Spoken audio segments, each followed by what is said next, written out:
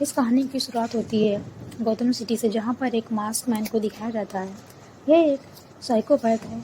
यह अपने आप को रिडलर बुलाता है। यह गौतम सिटी के मेयर को मार देता है। रिडलर के अंदर एक खास बात होती है, जब भी ये किसी को मारता है तो वहाँ पर एक क्लू छोड़ देता है।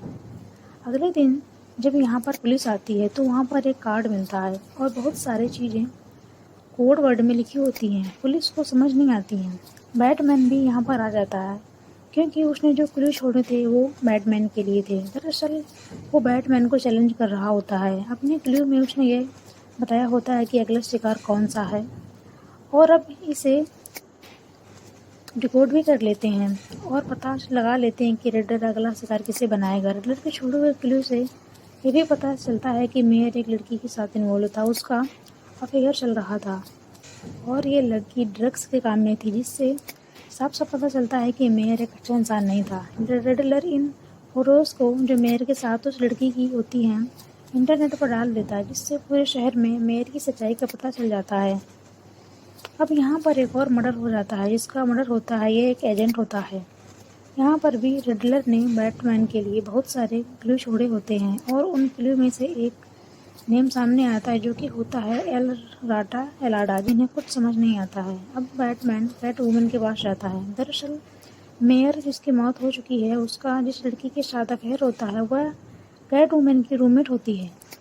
उसको किसी ने किडनैप कर लिया होता है, क्योंकि उसको मेयर का कोई राज पता होता है। बैटमैन कैट वुमन से प्रॉमिस करता है कि मैं तुम्हारे रूममेट को, जिसका नाम अनिका है, उसको मैं किसी भी तरह से ढूंढ निकालूंगा। बैटमैन को पता चलता है कि अनिका कुछ वक्त से एक लंच में जा रही थी, जो पेंगुइन नाम के एक आदमी का है। हालांकि उसका लंच नॉर्मल होता है, बट नीचे खुफिया लंच होता है, जहाँ पर शहर के सभी बड़े करप्ट आते हैं। बैटमैन और कैटवुमन इस जगह पर पहुंच जाते हैं। यहाँ पर उन्हें एक आदमी के बारे में पता चलता है, जो कि डिस्ट्रिक्ट अटर्नी है और उसे एल राटा एलाडा के बारे में कुछ न कुछ पता है।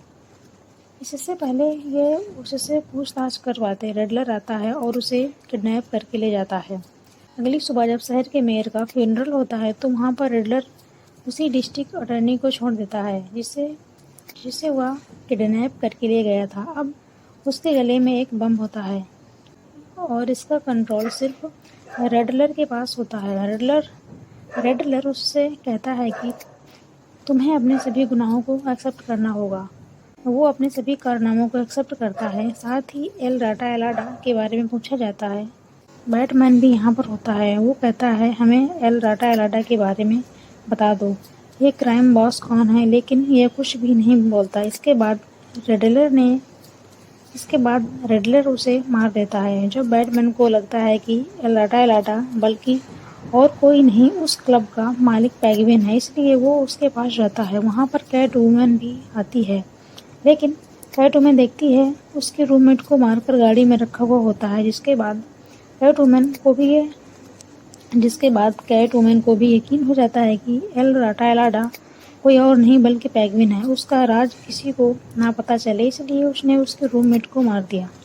बैटमैन उसका पीछा करता है और उसको पकड़ लेता है। उसको कहता है कि तुम एल राटा एलाडा हो, बट वो साफ साफ मना कर देता है। बैटमैन को ये पता चलता है कि एल राटा एलाडा एक वेबसाइट है जो एक अनाथ आश्रम के बारे में है। यह अनाथ आश्रम किसी और का नहीं बल्कि बैट्समैन ब्रूस वेन के पिता का था, जो कि यही गौतम सिटी में था। बैट्समैन उस जगह जाता है तो दरवाजे पर लिखा होता है वेयर इट ऑल बेगनर, यानी कि जहाँ से इन सब की शुरुआत हुई।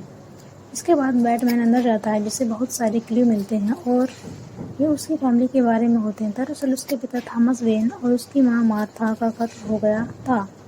यहाँ पर बैटमैन को पता चलता है कि जब उसके पिता शहर में मेयर के लिए खड़े हुए थे, उन्होंने सबसे प्रॉमिस किया था कि जब वे मेयर बनेंगे तो जो गौतम सिटी में जो गरीब लोग रहते हैं उनके लिए एक प्रोग्राम लेके आएंगे, जिसका नाम होगा रिन्यूअल, जिसमें उन्हें घर के साथ साथ काम भी दिया जाएगा। थॉमस वेन अब पूरे शहर में फेमस होना शुरू हो जाते हैं, जिससे उनके घर में बहुत से रिपोर्टर आते हैं। इसी दौरान एक रिपोर्टर को पता चल जाता है कि थॉमस वेन की वाइफ को मेंटल डिसीज है। वो इस बात को न्यूज़पेपर में छापना चाहता है, जो कि थॉमस वेन बिल्कुल भी नहीं चाहते। उसको मना करते हैं, बट वो रिपोर्टर नहीं मानता है। इसलिए थॉमस वेन शहर के सबसे बड़े माफिया के पास जाते हैं और कहते हैं तुम्हें उस रिपोर्टर को समझाना होगा। फैल्कनी उस माफिया का नाम होता है। फैल्कनी उस रिपोर्टर को मरवा देता है, जबकि थॉमस वेन ने उसे ऐसा करने के लिए नहीं कहा था। और इसके बाद थॉमस वेन जब शहर के मेयर बनने वाले थे तो मिस्टीरियस तरीके से थॉमस वेन और उनकी वाइफ का कत्ल कर देता है। वहाँ पर जब ब्रूस वेन यानी बैटमैन को अपने पिता की सच्चाई के बारे में पता चलता है, जिन्हें वो हमेशा हीरो समझा करता था, तो उसे बहुत बुरा लगता है। इसलिए वो फैल्कनी के पास जाता है पूरा सच जानने के लिए। वो पूछता है, मेरे पिता ने उस रिपोर्टर का मर्डर करने के लिए कहा था? फैल्कनी कहता है, हाँ। वहीं हमें बैटमैन के घर पर दिखाया जाता है, जिसके लिए रिडलर एक पार्सल भेजता है। वहाँ पर अल्फ्रेड होता है, जो कि बैटमैन का बटलर होता है, जिसने बैटमैन को बचपन में पाला होता है। और जब वो उस पार्सल को खोलता है, वो वहीं पर ब्लास्ट हो जाता है और अल्फ्रेड बुरी तरह से जख्मी हो जाता है। जब अल्फ्रेड हॉस्पिटल में होता है, बैटमैन उसके पास जाता है और पूछता है, क्या मेरे पिता एक अच्छे इंसान नहीं थे? उन्होंने जर्नलिस्ट का कत्ल करवाया था। अल्फ्रेड बताते हैं, ऐसा नहीं, उन्होंने उस फैल्कनी से उस रिपोर्टर को धमकाने के लिए कहा था, बट फैल्कनी ने उसका कत्ल कर दिया। उस बात का तुम्हारे पिता को बहुत दुख था। वो पुलिस को जाकर पूरी बात बताना चाहते थे, लेकिन इससे पहले उनका कत्ल हो गया। मेरा मानना है कि तुम्हारे माता पिता को भी किसी और ने नहीं बल्कि फैल्कनी ने ही मारा है। यह सुनकर बैट्समैन गुस्से में आ जाता है और वो फैल्कनी से बदला लेना चाहता है। इसलिए बैट्समैन फैल्कनी के पास जाता है। वहाँ पहले से ही कैटवुमन होती है, जिसने उसे पकड़ा हुआ होता है। यहाँ पर बैटमैन को पता चलता है कि कैटवुमन का पिता फैल्कनी है। फैल्कनी ने कैटवुमन की माँ को धोखा दिया था और ना ही वो कैटवुमन को अपनी बेटी समझता है। कैटवुमन की जो रूममेट थी, उसका कत्ल फैल्कनी ने कराया था, इसलिए वो फैल्कनी को मारना चाहती है। इससे पहले फैल्कनी को मारती बैटमैन उसे रोकता है। यहाँ पर शहर का पुलिस वाला जो गार्डियन भी आ जाता है। जो बैटमैन के साथ मिलकर काम करता है और अब फैल्कनी को पकड़कर बाहर ले जाया जाता है। लेकिन ये इस बात से अनजान होते हैं कि फैल्कनी के ऊपर पहले से ही रेडलर निशाना लगा कर रखा है। रेडलर फैल्कनी को मार देता है। इसके बाद पता चलता है कि फैल्कनी ही एल राटा एलाडा था। दरअसल थॉमस वेन के मरने के बाद उसने पूरे शहर पर अपना कब्जा कर लिया था और जितने भी क्राइम लोग थे वो सब उससे अंडर काम किया करते थे, जिससे उसे सीक्रेट नाम से बुलाते थे, जो था एल राटा एलाडा। रिडलर हमेशा से उसे मारना चाहता था, इसलिए वह जाल बिछा रहा था ताकि किसी भी तरीके से बैटमैन उसे बाहर लेके आए, वो फैल्कनी को मार दे। यहाँ पर हमें एक और बात समझ आ जाती है कि रिडलर और बैट्समैन इस पूरे शहर से बुराई को मिटाना चाहते हैं। दोनों के रास्ते अलग हैं। जहाँ पर रिडलर बुरी तरह से लोगों को मारता है, वहीं पर बैटमैन किसी को भी नहीं मारता, पर पूरा शहर दोनों के नाम से डरता है। और यहाँ पर रिडलर को पकड़ लिया जाता है। जब उसके मास्क को हटाया जाता है तो पता चलता है कि उसका असली नाम एडवर्ड है, जो कि एक चार्टर्ड अकाउंट है। इसके बाद उसे हॉस्पिटल ले जाया जाता है, जहाँ पर वो बताता है अपनी असलियत में भी ब्रूस वेन की तरह अनाथ था, बट जहाँ उसे अपनी ज़िंदगी में बहुत सारी फैसिलिटीज़ मिली, मुझे कोई भी फैसिलिटी नहीं मिली। मैंने दर दर की ठोकरें खाई। बैटमैन उनसे पूछता है कि तुम ब्रूस वेन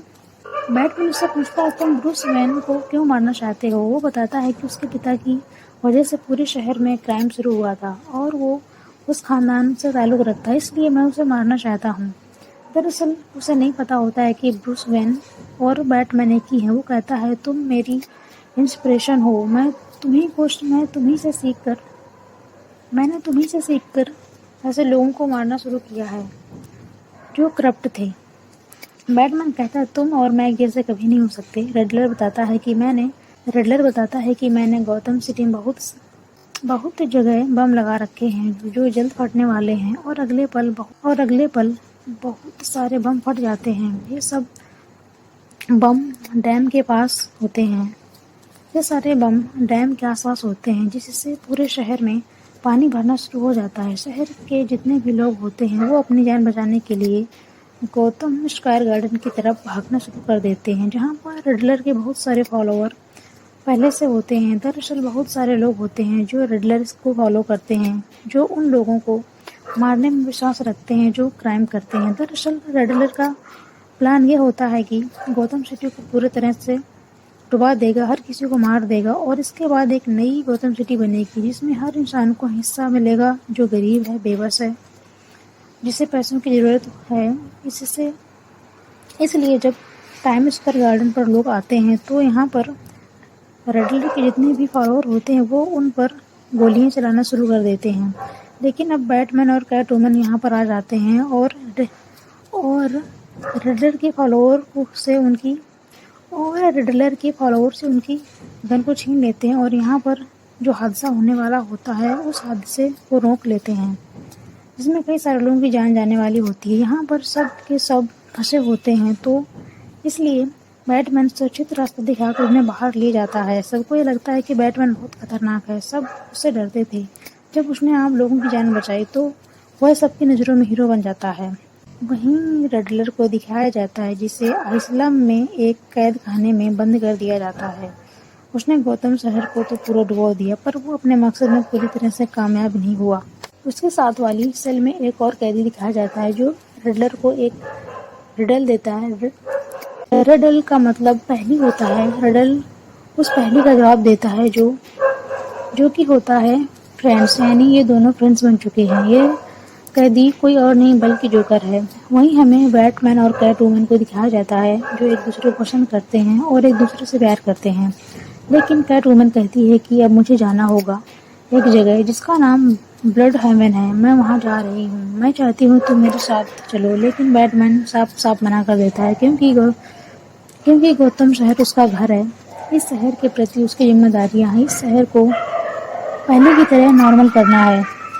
और इसके बाद ये दोनों एक दूसरे से अलग हो जाते हैं और ये कहानी यहीं पर खत्म हो जाती है। Thank you.